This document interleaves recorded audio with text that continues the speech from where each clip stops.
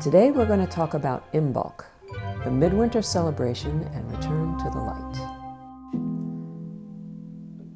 Imbolc is one of those Sabbats on the wheel of the year that I feel never quite gets its due because of when it falls on the wheel of the year. The first thing you want to look at is exactly where its energy shift lies. It's actually quite significant. Imbolc falls right in between the winter solstice and the spring equinox. If you look at the time in which it occurs, it tends to have a very significant role in what we may know today as Groundhog's Day. It's not quite winter, and it's not quite spring. So what exactly is it? Imbolc actually means in the belly, like that pregnant pause that we take right before spring. We're shifting out of the sensibilities of winter and we're starting to look forward towards what are the intentions that we want to put out and what are the seeds that we want to cultivate. It is a good time to start thinking about your resolutions. We tend to make our New Year's resolutions right in the middle of winter, but winter is really more about that introspection and figuring out what needs to be removed, what are the obstacles that keep us from planting the seeds that we really want. So you want to think of Imbolc almost as the pilot light finally going on. The fires of inspiration finally begin to glow, and we can start to feel what we will be cultivating and what our inspiration is going to be when we start to move closer to spring. It's right around the time that we also celebrate Valentine's Day. That is the time when animals' fertility starts to wake up. The animals start to produce milk, and we tap into that a lot when we're celebrating Valentine's Day, because as we celebrate love, we celebrate what is the product of love, which is that fertility and the seeds that begin to grow. With Imbolc come the seeds of intention, these little thoughts, different ways in which we are going to move our energy, because when we change our thoughts, we change our results. So Imbolc teaches us that as we start to move away from that dark part of ourselves, that shadow, where we realize the ways in which we may block our intentions, then we start to bring in the things that will feed our intentions and allow them to grow. As within, so without, as without, so within. And that's the way in which we emulate our environment and allow our environment to make us stronger and more powerful. February isn't necessarily our favorite time of the year. It tends to be the month when it snows the most. Just when we're thinking it might be getting a little warmer, you get hit again with that surge of cold. No matter how much we may be feeling the cold and we may be feeling the dark, that pilot light of the earth is already lit, and it's inevitable that the light will return. So what we need to remember is that that light is always within ourselves. So even if everything around you seems a little bit dark, it's that time where you allow yourself to grow a little bit more. There is Brigid's fire, represents the goddess Brigid, which is all about creativity, inspiration, and fire. Being kissed by Brigid's fire is basically being enlightened with inspiration.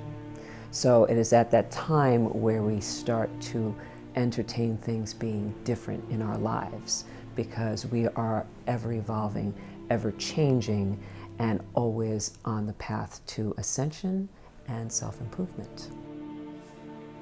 Because the goddess Brigid represents fire, and it seems a little unusual that a fire goddess would be celebrated in basically midwinter, it's really saying that fire is always within us. It's also about protection, establishing boundaries and making sure that we're constantly moving forward and not backtracking, and that is symbolized in Brigid's cross, making sure that we are surrounded by those four elements that keep us in the center of our own power. We try to tie in the foods and the traditions of Imbolc with milk, also with honey to sweeten it, to bring in that newness and that freshness, introducing us to spring. A lot of things that are traditional around this time are going to involve milk are going to involve sweet cakes and anything that is basically considered to be a comfort food to bring us through and closer to that spring equinox and further away from the winter solstice. When it comes to seeds of intention, how do you plant them? Where do you plant them? What is your plan? And Imbolc is all about putting that plan together, because as long as it's still in the belly, you are fully readying yourself for the birth. What kind of seeds are you going to plant? How are you going to get them ready to plant? And where are you going to plant them? So you have to look at it as setting a blueprint of your intentions. And there's always a plan. There's always a great deal of intention in that. Because if you just went out and planted a garden and just threw the seeds anywhere, the success rate is not necessarily what you want. If you're going to plant a garden, you're going to do it correctly. You're going to do it to the best of your ability, and you're going to do it with the most intention to make sure that you're getting what you want.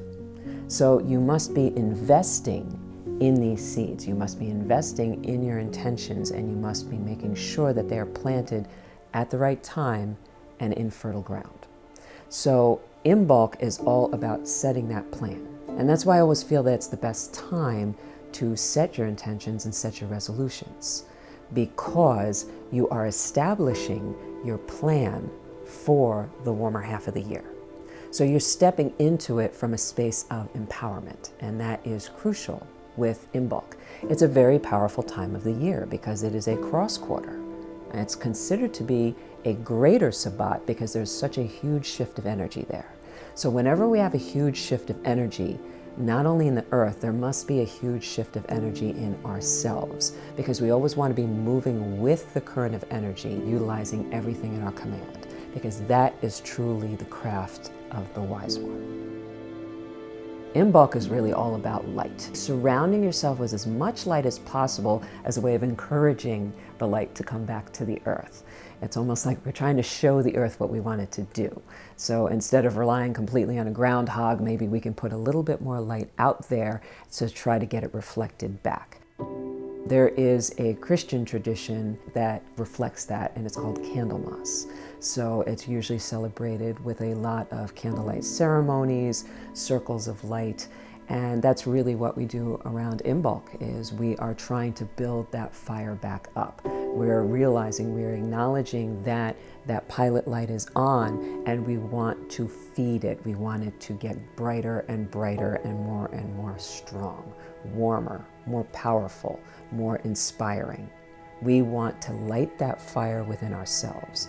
So you may see traditions of wearing crowns of light, making circles of light, standing within them and allowing that light to surround you with that power and that warmth that you may not be feeling at this time. I will surround myself with 9 candles. With each candle that I'll light, it'll be a different intention, a different form of inspiration, a different seed I want to plant, something that I acknowledge within myself that I want to honor. All ways in which I bring light back into my life and remind myself of the light that I already possess. Even though it feels cold, it feels dark, no matter what, the light is on its way back.